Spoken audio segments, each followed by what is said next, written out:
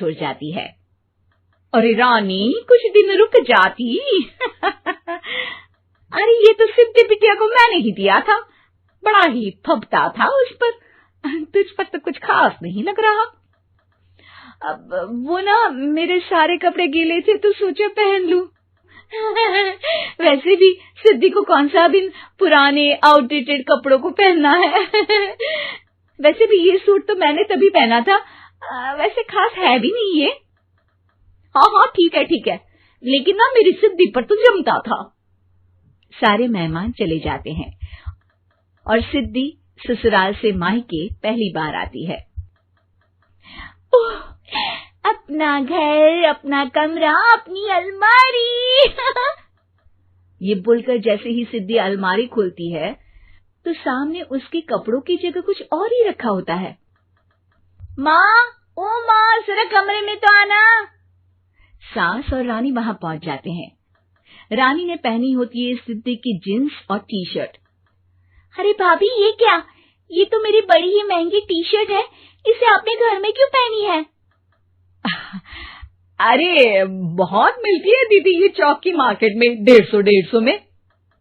ओ भाभी प्लीज, ये एरोपोस्टल है, 2000 की एक टी शर्ट।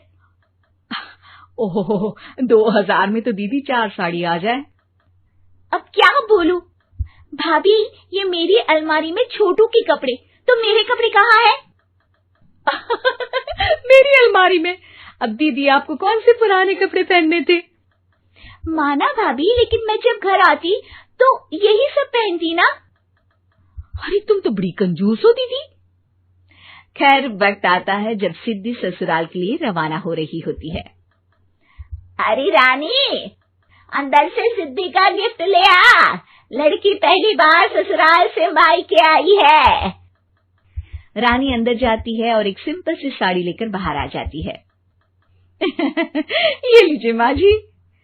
सास बेटी को गिफ्ट देकर ससुराल भेजती है। अगले दिन रानी एक सुंदर सी साड़ी पहनकर सामने आती है। अरे रानी, ये तो वो साड़ी है जो मैंने सिद्धि को देने के लिए दी थी जब वो ससुराल ले जाती, लेकिन ये तूने कैसे पहन ली? अरे माँ जी, ये साड़ी तो मुझे बहुत पहले से ही पसंद थी, लेकिन चिंता ना करिए, मैंने सिद्धि के लिए भी अच्छी सी साड़ी दी है। हाँ। तभी सिद्धि का फोन आता है। क्या माँ, कुछ अच्छा तो दिया होता ससुराल ले जाने के लिए। अरे पहले दिखा दिया होता। ये चमकते हुए पैकेट में नौकरानी वाली साड़ी मत दिया करो माँ। अरे बेटे, वो तेरी भाभी ने ना गलती से उससे पैकेट बदल गया। हाँ, मैं कल ही तेरे भाई के हाथ से तेरा वाला पैकेट भेज दूंगी। अरे रहने दो माँ, आई एम श्योर भाभी ने अभी वही साड़ी पहनी होगी जो तुमने मेरे लिए रखी थी। तुम तो समझ नहीं पाई उनको। खैर छोड़ो, मैं ज्यादा बोलती अच्छी नहीं लगती, रहने दो, आपको उन्हीं के साथ रहना है, फिर बात करेंगे। सास को रानी पर गुस्सा आ जाता है। वो उसके कमरे में जाती है जहाँ वो शादी का एल्बम देख रही होती है। रानी, मार्केट जाकर एक ऐसी ही साड़ी लेकर आ, कल प्रतीक जाकर सिद्धि के घर दे आएगा। अरे क्यों माँ जी, कितनी साड़ी देनी है दीदी को? यहाँ कोई सेल लगी है क्या? अरे चुप कर, मेरे बेटी के हिस्से की साड़ी खुद पहन ली, अब ज्यादा ज्ञान बांट रही है।